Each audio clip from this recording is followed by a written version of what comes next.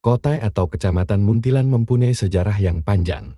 Meskipun tidak diketahui sejak kapan daerah ini muncul berdasarkan kronologisnya, prasasti Canggal yang berangkat tahun 732 bisa diduga menjadi bukti tertua untuk membuktikan bahwa di daerah ini telah ditemukan adanya bukti kehidupan sosial manusia. Di samping prasasti itu, keberadaan sejumlah candi besar di sekitar kota Muntilan seperti Candi Ngawen, Candi Borobudur, Mendut, Pawon, dan beberapa candi di sebelah utara Dukun Sawangan membuktikan bahwa daerah ini telah dihuni sejak akhir abad ke-8 atau di masa pemerintahan Mataram. Keberadaan candi-candi tersebut bukan hanya membuktikan komunitas, tetapi juga kualitas daerah tersebut.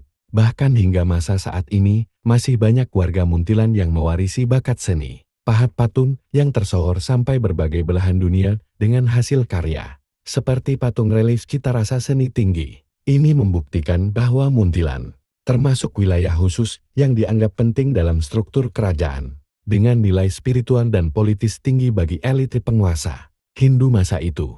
Hal serupa juga berlangsung di bawah kerajaan Mataram Islam ketika Muntilan diduga menjadi bagian dari lingkup kosmologis teritorial dari sistem kekuasaan agraris Raja-Raja Jawa. Hal ini tidak mengherankan, mengingat berdasarkan modal alam geografisnya, terletak tidak terlalu jauh dari pusat vulkanik, yaitu Gunung Merapi dengan dialiri oleh sejumlah sungai dan abu vulkanis dari gunung berapi tersebut yang memberikan kesuburan tanah tinggi dengan akibat produktivitas yang berlimpah. Dalam sistem politik, pemerintahan di Muntilan telah berlangsung silih berganti setelah kerajaan Mataram Islam dibagi menjadi Kesunanan Surakarta dan Kesultanan Yogyakarta menurut perjanjian Giyanti pada bulan Januari tahun 1755.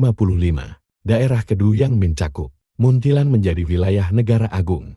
Kedua kerajaan itu dalam pembagian tidak teratur. Diduga Muntilan termasuk wilayah negara agung Kesultanan Yogyakarta karena kedekatan daerahnya dengan pusat kekuasaan Yogyakarta. Bukti dari keterikatan dengan Kesultanan Yogyakarta adalah adanya seorang bangsawan keraton Yogyakarta yang dikuburkan di desa Gunung Pring dan dijadikan sebagai tokoh penting oleh masyarakat sekitarnya. Berlanjut beberapa masa ke depan sampai di era penjajahan Belanda. Bukti lain dari dinamisasi kehidupan sosial dan ekonomi masyarakat Muntilan adalah dijadikannya kota ini sebagai jalur kereta api oleh perusahaan kereta api Nederlands Indische Spoorweg Maatschappij yang membuka jaringan kereta api dari Yogyakarta ke Magelang melalui Muntilan. Pada akhir tahun 1895, jaringan rel ini mulai dipasang di Muntilan. Pada tahun 1897 dan pada tahun 1898 Halt Muntilan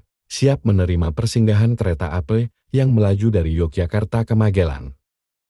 Salah satunya jembatan kereta api melintang di atas Sungai Pabilan bahkan masih digunakan sebagai jembatan alternatif bagi masyarakat.